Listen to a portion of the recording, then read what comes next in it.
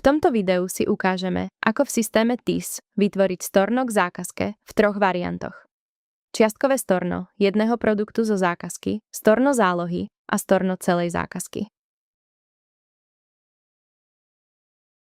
Najskôr je potrebné spraviť storno celej zákazky, a to tak, že si rozklikneme možnosti cez modrú šípku naľavo a zvolíme storno.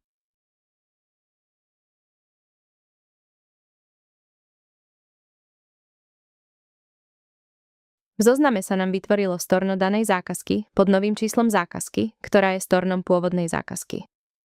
Teraz klikneme na modrú šípku v riadku storna a vyberieme možnosť upraviť zákazku. Zídeme nižšie a odoberieme zo storna ten produkt, ktorý nechceme stornovať.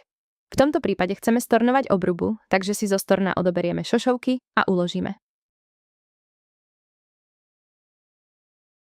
Teraz už len skontrolujeme, či nám v storne ostal naozaj ten produkt, ktorý chceme stornovať. Po vytvorení storna je vždy potrebné vytlačiť pokladničný doklad, pokiaľ vraciame klientovi peniaze. Ukážeme si, ako urobiť storno zálohy.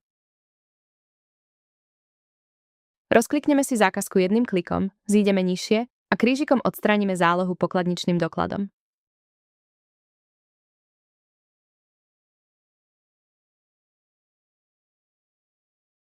Vytvorilo sa nám storno zálohy. Skontrolujeme správnu sumu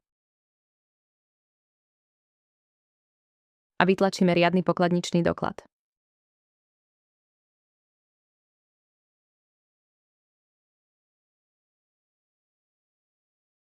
V tejto variante si urobíme storno celej zákazky.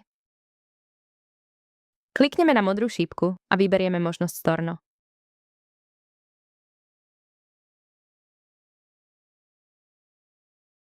Automaticky sa nám urobilo storno celej zákazky.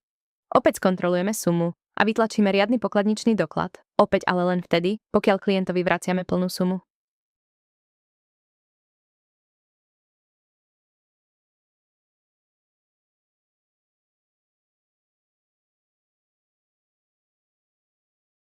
Ku každej zákazke je v poznámke napísané číslo zákazky so stornom.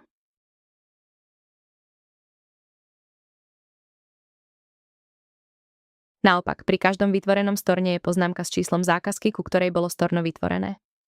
Tým pádom si viete jednoducho priradiť jednotlivé zákazky ku stornám a naopak. Týmto sme si prešli všetky 3 varianty storna k zákazke. Vo všeobecnosti platí, že úlohy storna sú 2. Vrátiť sklad do pôvodného stavu a zároveň vrátiť peniaze. Je na obsluhe, aby správne vyhodnotila, ktorá z operácií je nutná. Ak pôvodná zákazka nebola odskladnená, tak netreba odskladňovať ani storno. Naopak, ak bola odskladnená, musíme odskladniť aj storno, aby sa sklady vynulovali.